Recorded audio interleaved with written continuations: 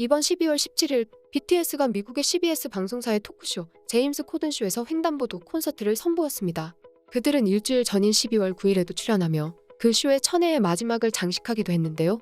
해외의 팬들은 BTS의 활동과 그들의 행동에는 항상 숨은 요소가 있다고 말하면서 이 콘서트와 다른 활동 중에서 많은 숨은 요소들을 찾으며 재미있는 반응을 보였습니다. BTS의 횡단보도 콘서트와 해외 팬들이 찾은 숨은 요소들을 자세히 알아보겠습니다. BTS는 그동안 제임스 코든 쇼의 메인 콘텐츠인 토크, 카풀 가라오케 등 여러 차례 출연했는데요. 그들은 제임스 코든에게 파파무치라는 별명을 지어주기도 하는 듯이 깊은 친분을 가지고 있습니다.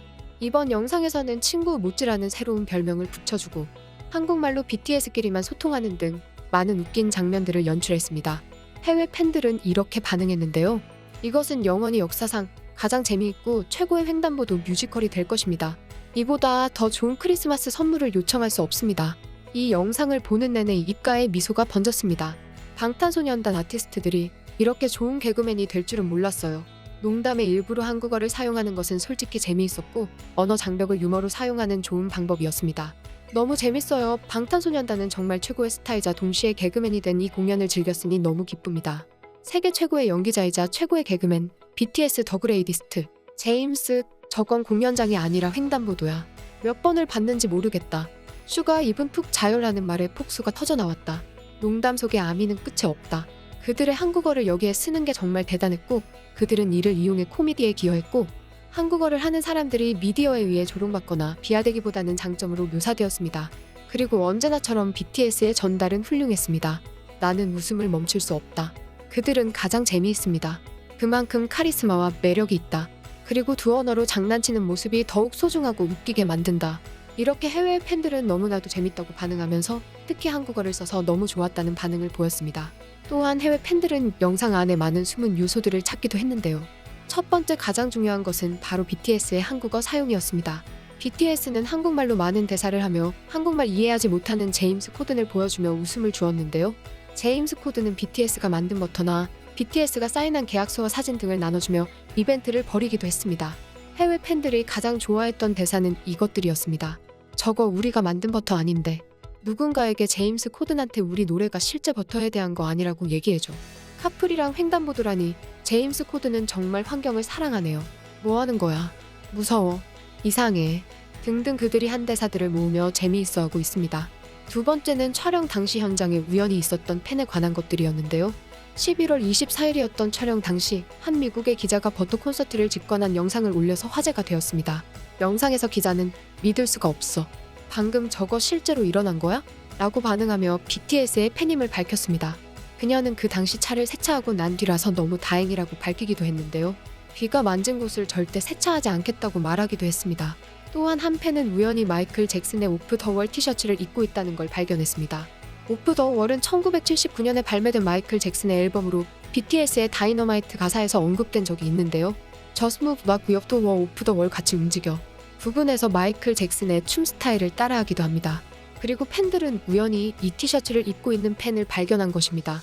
BTS가 마이클 잭슨과 연결된 건 이번이 처음이 아닌데요. 다이너마이트 버터 등의 마이클 잭슨 오마주에 대해서 실제 그의 아들 프린스 잭슨은 감사하다고 전한 적이 있습니다.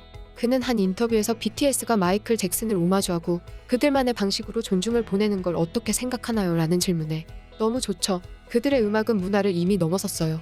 그들은 평생 한 번밖에 나오지 않을 아티스트들이죠. 그렇게 대단한 사람들이 우리 아버지에게 감명을 받았다는 건 정말 말로 표현을 할 수 없는 느낌이에요. 그리고 그들이 너무 좋게 오마주해주고 아버지를 존중해주는 것 같아서 가슴이 따뜻해져요. 아버지도 문화를 넘어선 시대의 아이콘이었죠. 지금의 BTS가 그런 것처럼요. 그렇게 재능이 넘치는 사람들이 우리 아버지의 다음이라는 게 정말 감사해요. 이렇게 말하면서 BTS가 마이클 잭슨 다음으로 시대를 주름잡고 있다고 설명합니다. 또한 작년 MMA에서 BTS의 마이클 잭슨 오마주를 보고 실제 그의 조카가 타지 잭슨이 반응하기도 했는데요. 그는 절로 미소가 지어졌다. 무대가 굉장히 마음에 들었다. 마이클 잭슨이 그들을 자랑스러워할 것이다 라며 BTS에 감사를 보냈습니다. 세 번째는 바로 BTS가 시작하기 전 오프닝쇼로 했었던 재즈입니다. 한 팬은 오프닝으로 재즈를 한 이유가 비의 재즈 사랑 때문이라고 들었어 라는 댓글을 남겼었는데요. 실제로 비는 루이 암스트롱의 Now You Are Jazz 영상을 공유하며 제 인생 영상입니다 라고 말하며 재즈에 대한 사랑을 보여주기도 했습니다. 그는 그래미 뮤지엄과의 인터뷰에서 가장 좋아하는 음악 장르로 재즈를 뽑았는데요. 도전해보고 싶은 음악 장르에 대한 질문에도 멤버들과 재즈를 해보고 싶다.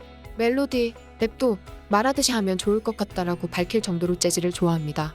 이런 비의 재즈 사랑에 네티즌들은 루이 암스트롱이 1963년 내한했을 때 한복을 입은 사진을 재조명하기도 했는데요. BTS의 한복 사랑을 네티즌들이 알고 있기 때문입니다. 실제로 BTS는 공연할 때 한복을 입고 나오고 많은 해외 아티스트들에게 한복을 선물해주기도 하는 등 한복 사랑을 아낌없이 보여주는데요.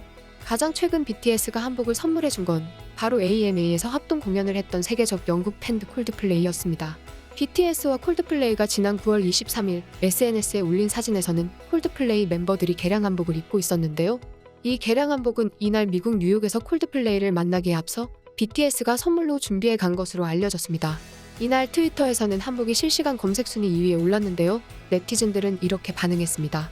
정국이 한복 색깔별로 사서 열심히 입고 다니고 여기저기 선물도 하고 한복 홍보해줘서 고마워. 정국이가 입어서 국내외 유명해진 브랜드 이젠 콜플까지 입었네. 정국이 영향력은 어마어마해. 개량 한복이 너무 멋있다. 역시 방탄의 선한 영향력. 어머, 콜드플레이가 개량 한복을 이렇게 반응하며 한복을 전 세계에 알린 BTS를 칭찬했습니다. 미국에서 160년이 넘는 역사를 자랑하는 디 애틀랜틱 잡지사의 선임 편집장 레니카 크루즈가 쓴 BTS 콘서트 리뷰가 화제가 되고 있습니다. 그가 쓴 리뷰 중에 일부를 읽어드리겠습니다. 20개월 동안 난 두 가지 두려움에 사로잡혀 있었다.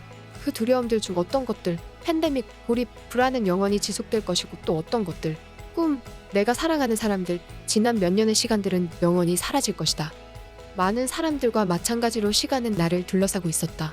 반면에 내가 가족들과 친구들을 만날 때는 시간은 멈출 수도 도망갈 수도 없는 강물처럼 흐르는 것 같았다. 그러다가 2021년 말에 어느 2주 동안 나는 스스로 시간을 조절하려고 노력했다. 라이브 음악이 본격적으로 되돌아오던 9월 한국의 팝그룹 BTS가 2년 만에 처음으로 단독 콘서트를 발표했던 것이다. 그들은 2022년 슈퍼볼이 열릴 예정인 로스앤젤레스의 야외 소파의 스타디움에서 4일 밤을 공연한다고 발표했다. 수요가 엄청날 수밖에 없었고 나는 꼭 참석하고 싶었다. 많은 계획과 스트레스를 겪고 난 후 나는 운 좋게 4일간의 운권 티켓을 모두 갖게 되었다.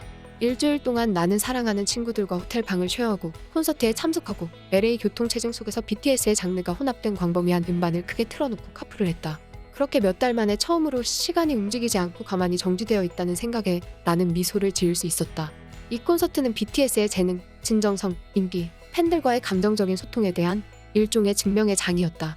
BTS의 재능, 진정성, 인기 그리고 팬들과의 소통, 그 모든 것들은 2021년 비평가들에 의해 혹은 때때로 BTS 스스로에 의해 의문이 제기되었었다. 이 4일간의 콘서트는 그 비평가들과 스스로를 의심했던 BTS 모두가 틀렸었다는 황홀하고 가슴 아프고 반박할 수 없는 확실한 증거였다. 약 5만 명의 사람들이 그들 주위를 반짝이는 불빛이 둘러싼 가운데 어둠 속에 모여있다고 상상해보라. 그 5만 명의 사람들은 한 몸처럼 춤을 추고 그들의 모국어가 아닐지도 모르는 언어로 한 목소리를 내며 노래를 부르고 있다. 이 작은 우주 속 수많은 사람들은 보이밴드나 케이팝 센세이션을 볼 때의 행복에 대해 하찮다거나 유치하다고 타인들에 의해 아주 쉽게 비웃음 받을 수 있음을 잘 알고 있다. 하지만 그러한 외부 세계의 오만함은 이곳 콘서트장에서는 설 자리가 없었다. 변하지 않는 불변의 미화, 변하지 않는 불변의 것들의 미학. BTS는 이것을 너무나 잘 이해하고 있다. 그들의 가사는 명성과 만족의 덧없음을 자각하는 인용으로 가득 차 있다. 2016년 BTS의 곡 에필로그형 Forever를 예로 들어보자. 언제까지 내 것일 수는 없어. 큰 박수갈채가. 영원한 관객은 없대도 난 노래할 거야. 지금까지 꽃받침이었습니다.